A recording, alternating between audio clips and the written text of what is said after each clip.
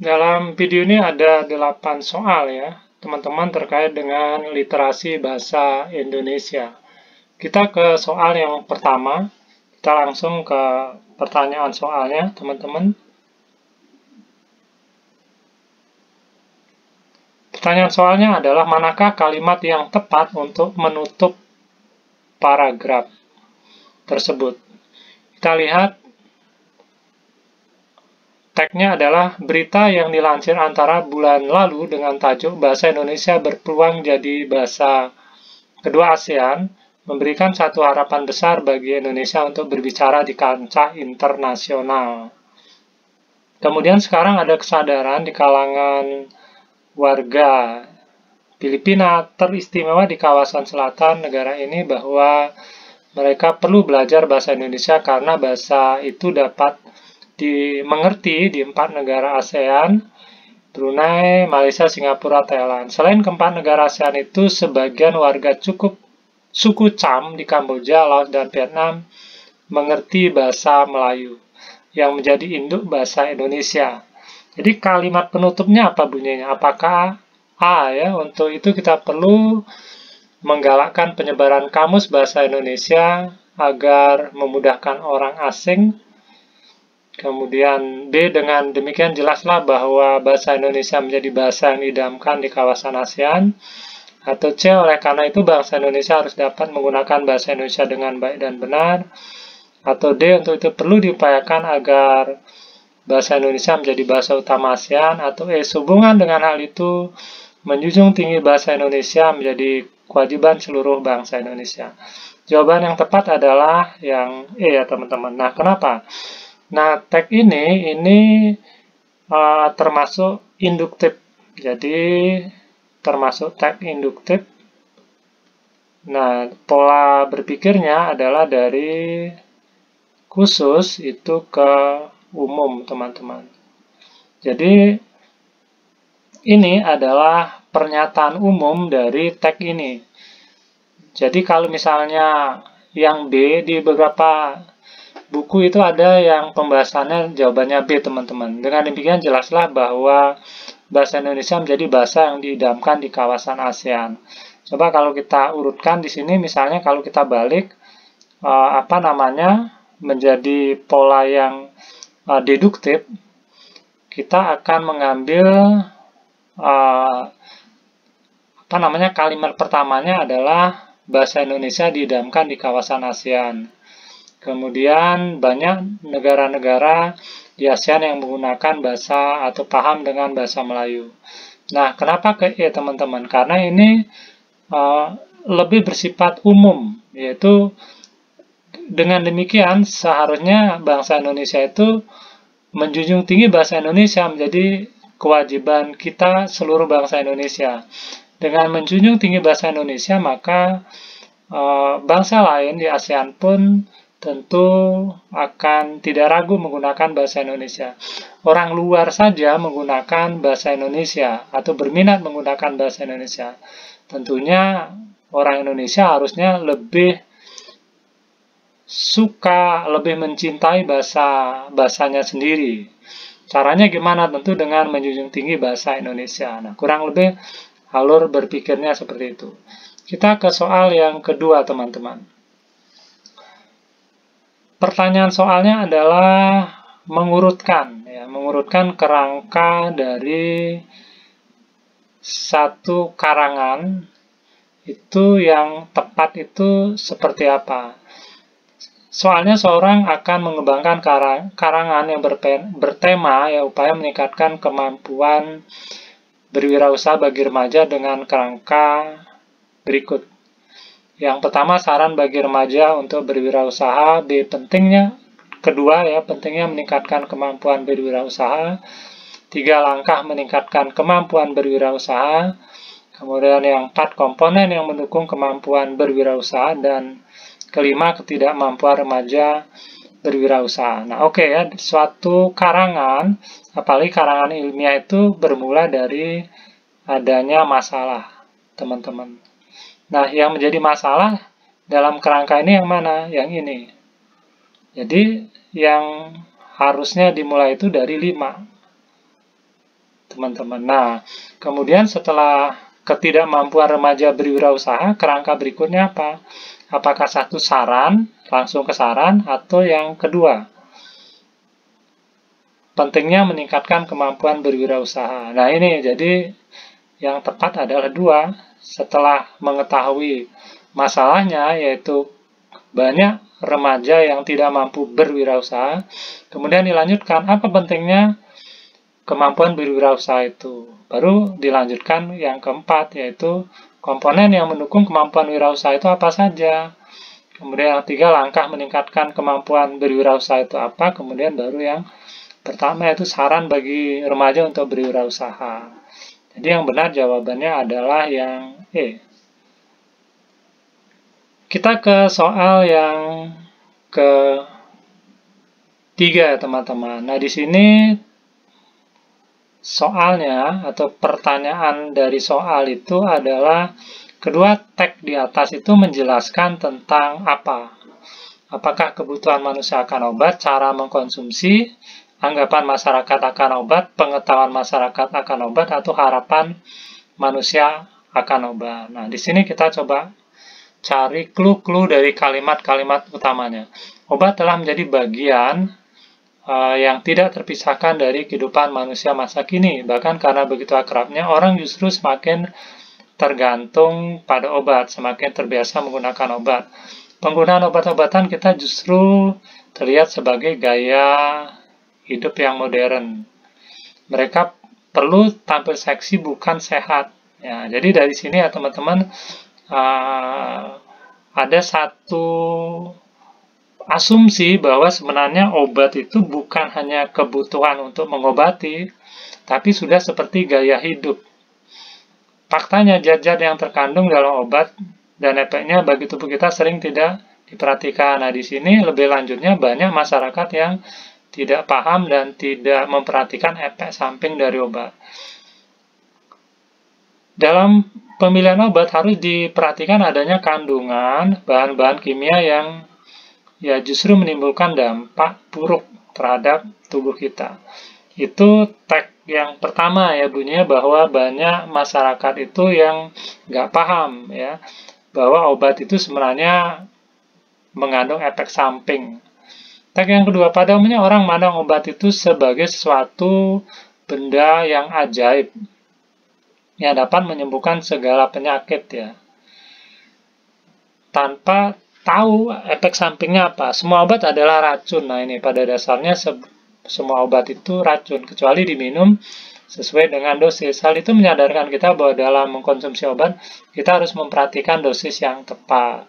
Masyarakat menaruh harapan besar akan obat, namun hal tersebut tidak sebanding dengan pengetahuan. Artinya pengetahuan masyarakat itu masih rendah sebenarnya tentang obat. Informasi tentang pentingnya obat, penggunaan, dan bahaya sangat penting bagi masyarakat. Nah, dibutuhkan informasi. Nah, di sini clue pentingnya juga adalah di sini ya teman-teman, bahwa pada umumnya orang memandang obat itu sebagai sesuatu benda yang ajaib. Nah, kedua teks di atas menjelaskan tentang apa? Kebutuhan manusia akan obat. Ini kurang tepat ya teman-teman. Kenapa bukan kebutuhan manusia akan obat? Kalau ini kebutuhan manusia akan obat, pertanyaan yang bisa kita ajukan adalah mengapa manusia membutuhkan obat? Kemudian berapa banyak? Sementara pada teks 1 dan teks 2 ini berbicara bahwa banyak masyarakat yang nggak paham sebenarnya tentang obat itu harus mengkonsumsinya seperti apa, efeknya seperti apa, cara mengkonsumsi obat. Nah, ini sepertinya iya ya, tapi bukan ke sana ya. Bukan hanya cara mengkonsumsi obat. Cara mengkonsumsi obat itu seperti apa? Nah, yang betul ini adalah yang C ya. Jadi, anggapan masyarakat akan obat. Jadi, masyarakat ini menganggap bahwa obat itu sesuatu yang bisa memenuhi kebutuhan hidupnya, dapat mengobati, bahkan dianggap sebagai sesuatu yang ajaib. Nah, ini kalimat yang juga penting ya adalah yang ini teman-teman. Jadi pada umumnya orang memandang obat itu sebagai sesuatu yang barang yang ajaib yang bisa menyembuhkan segala penyakit. Nah, anggapan masyarakat inilah yang bermasalah, yang harus diperbaiki. Oke, itu ya. Jadi jawabannya adalah Yang tepat C. Kalau D, pengetahuan masyarakat akan obat, sepertinya iya ya. Tapi pengetahuan ini beranjak juga dari anggapan masyarakat akan obat. Kemudian E, harapan manusia akan obat. Oke, yang tepat adalah C. Oke, soal berikutnya ya, soal 4, 5, 6, 7, dan 8. Soal keempat, hubungan isi paragraf dalam teks di atas yang paling tepat adalah. Nah, teman-teman, ya biasanya ya kalau kita bisa memahami ya sebuah teks, biasanya teman-teman antara teks 1 ke teks 2 atau paragraf 1 ke paragraf 2, yang normal itu adalah yang pertama itu menjadi sebab, yang kedua akibat. Yang pertama itu mempengaruhi, yang kedua itu dipengaruhi biasanya. Ini yang umum, teman-teman. Makanya kita bisa membangun sebuah pemahaman seperti itu. Coba kita uji apakah betul seperti itu. Coba. Paragraf 1 ya, teman-teman, ini. Ini paragraf 1. Kenaikan harga minyak dunia telah membuat selisih harga bahan bakar minyak subsidi dan non-subsidi semakin melebar. Keadaan ini yang memicu peningkatan peralihan konsumsi dari BBM non-subsidi ke BBM bersubsidi. Jadi, kenapa ada peralihan konsumsi BBM dari non-subsidi ke bersubsidi? Ya, karena adanya BBM yang bersubsidi. Dampaknya apa? Melebarnya jumlah pengguna BBM yang bersubsidi itu semakin banyak. Ini jumlahnya 41 juta kiloliter ya, teman-teman, dari anggaran yang hanya 40,4. Kemudian ini paragraf yang kedua, teman-teman. Kondisi tersebut tentu tidak menguntungkan karena APBN jelas terbebani. Subsidi BBM juga menciptakan. Nah, menciptakan berarti ini mengakibatkan. Apa? Dampak dari subsidi itu menciptakan ketidakadilan. Karena penikmat subsidi BBM adalah kelompok masyarakat menengah ke atas justru. Di sisi lain, alokasi subsidi BBM yang besar menyebabkan. Nah, berarti hubungannya adalah yang satu, teman-teman, menyebabkan yang kedua. Jadi kita cari aja ya. Satu menyebabkan dua, nggak ada. Coba kita lihat dua. Paragraf 2 menyebabkan paragraf ke-1, salah ya. Kebalik. Penyebab paragraf 2 disebabkan oleh 1. Paragraf kedua menjadi akibat paragraf ke-1. Iya, jadi jawabannya yang E. Jadi paragraf 2 itu akibat dari paragraf 1. Nah, itu yang tepat. Kemudian ke soal yang kelima. Kesalahan penggunaan ejaan ditemukan pada. Nah, langsung aja teman-teman ya, ini ditemukan pada yang kedua dan ke-12, teman-teman. Nah, apa masalahnya? Yang B ini, yaitu kalimat yang kedua, masalahnya di mana? Oke, kita cek ya. Kalimat kedua, keadaan ini yang memicu peningkatan peralihan konsumsi dari BBM non-subsidi ke BBM bersubsidi. Nah, mestinya teman-teman ya, ini tidak perlu ada koma. Jadi koma ini kurang tepat. Jadi posisinya mestinya di sana tidak perlu ada koma. Kenapa nggak perlu ada koma? Karena keadaan ini yang memicu peningkatan peralihan konsumsi dari BBM. Keadaan ini merupakan subjek dari kalimatnya. Kalau subjeknya di depan, maka nggak perlu ada koma. Jadi langsung aja, keadaan ini yang memicu peningkatan peralihan konsumsi dari BBM non-subsidi ke BBM bersubsidi. Jadi posisi komanya salah. Kemudian teman-teman yang ke-12 ya, kalimat 12 kita cek. Di sisi lain, BBM bersubsidi menimbulkan ketidakadilan antar wilayah karena. Nah, di sini nggak perlu ada koma. Jadi, langsung aja, di sisi lain, koma, memang betul ya, BBM bersubsidi menimbulkan ketidakadilan antar wilayah karena. Jadi, nggak perlu ada koma. Contohnya, Budi tidak berangkat sekolah karena ia sakit. Jadi, tidak perlu Budi tidak berangkat sekolah, koma, karena ia sakit. Nah, nggak perlu itu. Jadi, posisi komanya yang salah.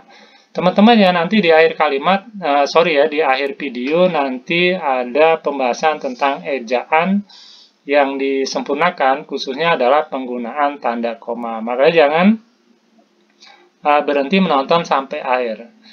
Pertanyaan yang ke-6 ya, kalimat yang tidak efektif ditemukan pada, ya oke ya. Ini pun jawabannya adalah yang B. Oke, kita cari. Tidak efektifnya di mana?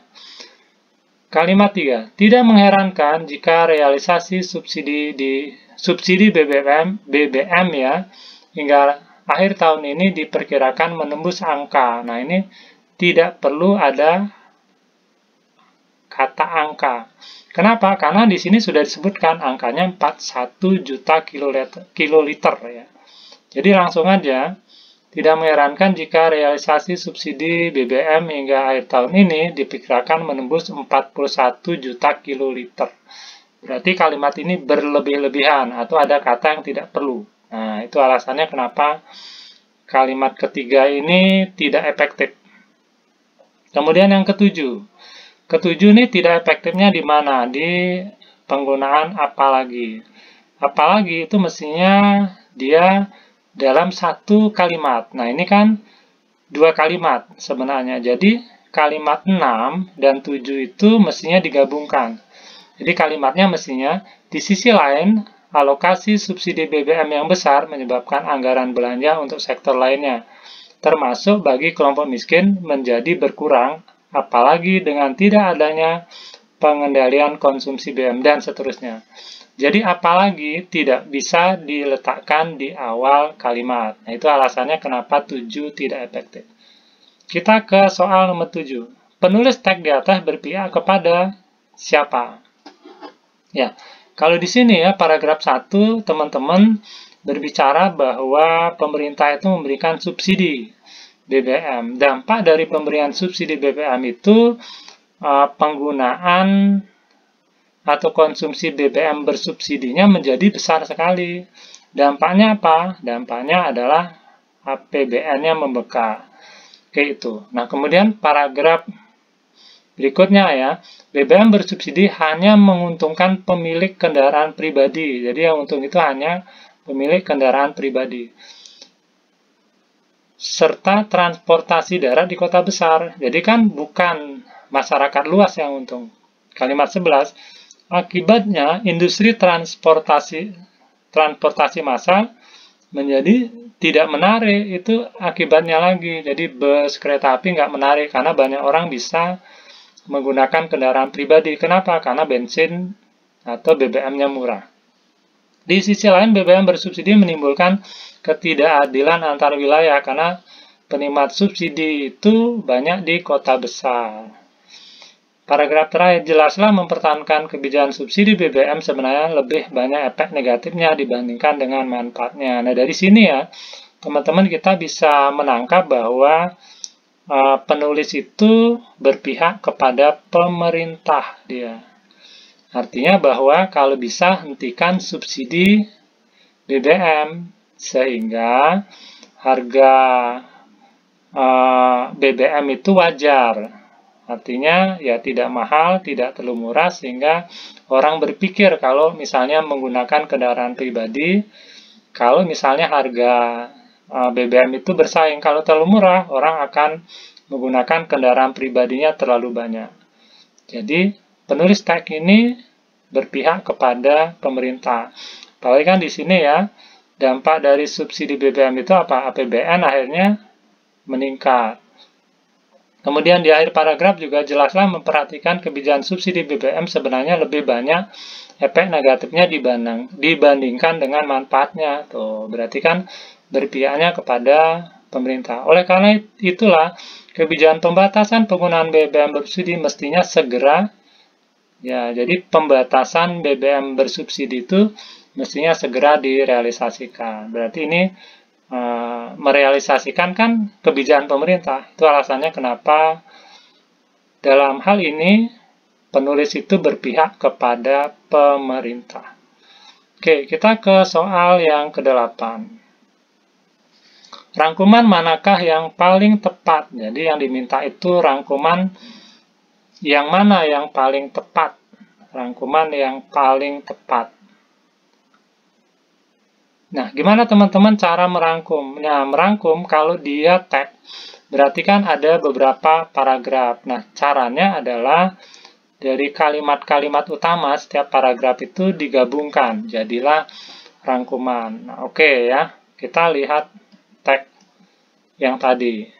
Nah, beberapa kalimat penting di sini. Kenaikan harga minyak dunia telah membuat selisih harga bahan bakar minyak BBM subsidi dan non-subsidi semakin melebar. Keadaan ini memicu peningkatan peralihan konsumsi BBM non-subsidi ke subsidi. Kemudian di sini APBN jelas terbebani. Nah, kemudian di sini yang terakhir teman-teman ya, jelaslah mempertahankan kebijakan subsidi BBM sebenarnya lebih banyak efek negatifnya.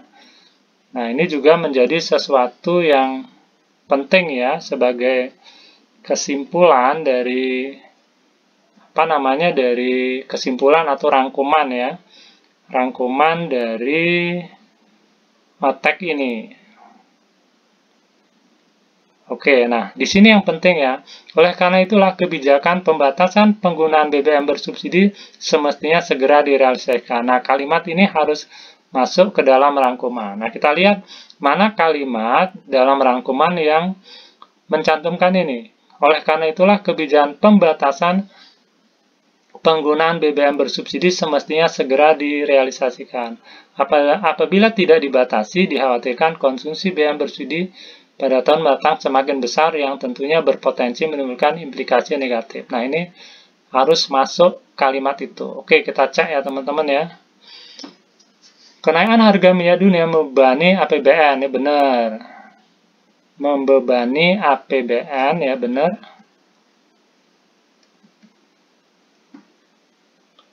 Kemudian kalimat berikutnya, kebijakan subsidi BBM lebih banyak efek negatifnya. Ini tadi ada ya, sehingga pembatasan penggunaan BBM bersubsidi, ini juga tadi ada ya, semestinya segera direalisasikan. Nah, inilah ya jawabannya dari soal nomor 4 ini, teman-teman. Jadi jawabannya yang kita coba lirik sedikit ya, B, C, D, E. Yang B, kebijakan pengurangan subsidi BBM dalam APBN merupakan langkah yang bijak tidak hanya demi keadilan, tetapi juga untuk menjaga ketahanan energi ya. Jadi paragraf terakhir tidak ada dalam kesimpulan ini. C, kebijakan pembatasan BBM bersubsidi merupakan langkah bijak demi keadilan guna mewujudkan. Nah, juga nggak ada ya teman-teman. Jadi jawaban yang tepat nomor 8 itu adalah yang A. Oke ya teman-teman, ini sedikit ya terkait dengan penggunaan ejaan yang disempurnakan, terutama adalah penggunaan tanda koma. Tanda koma kapan dipakai? Satu, untuk memisahkan unsur-unsur perincian. Ini gampang ya. Ibu membeli pisang, kemudian koma pepaya ya. Jadi sebelum dan itu kalau lebih dari 2 ya teman-teman ada koma. Yang kedua, sebelum kata hubung pertentangan. Saya mau koma tetapi kamu tidak.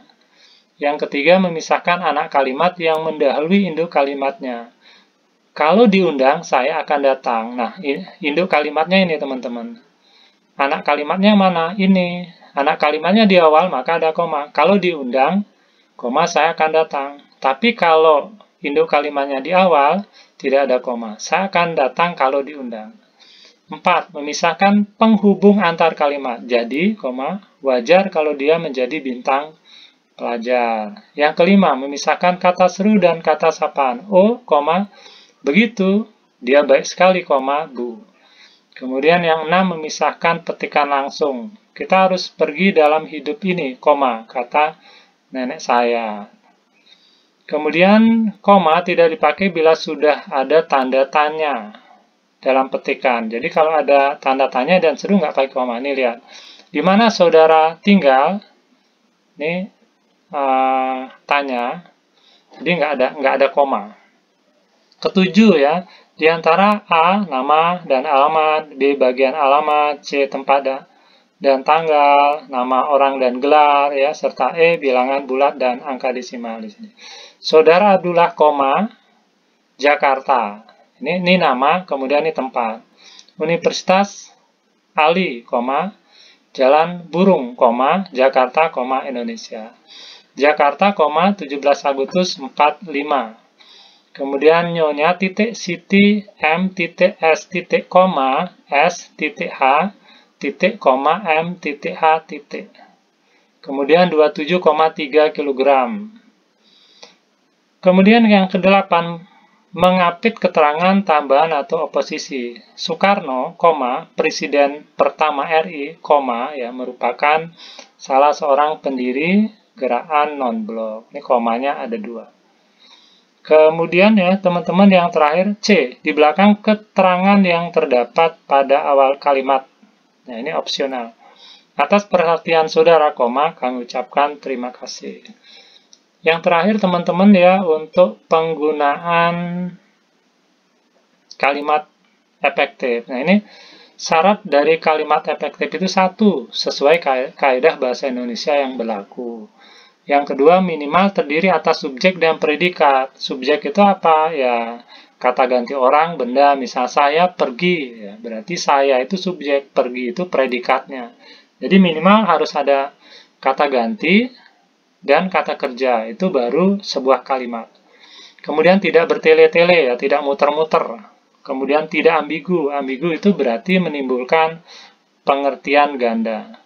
Ciri kalimat efektif: kesepadanan, keseimbangan antara gagasan dengan struktur bahasa yang digunakan. Kedua, kepararelan, kesamaan bentuk yang digunakan dalam kalimat tersebut. Terdapat unsur-unsur yang sama, derajatnya, sama pola atau susunan kata dan frase yang dipakai dalam kalimat. 3, kehematan, menghindari penggunaan kata, frase, atau bentuk lain yang tidak perlu. 4, kepaduan pernyataan dalam kalimat tersebut sehingga informasi yang disampaikan tidak terpecah-pecah.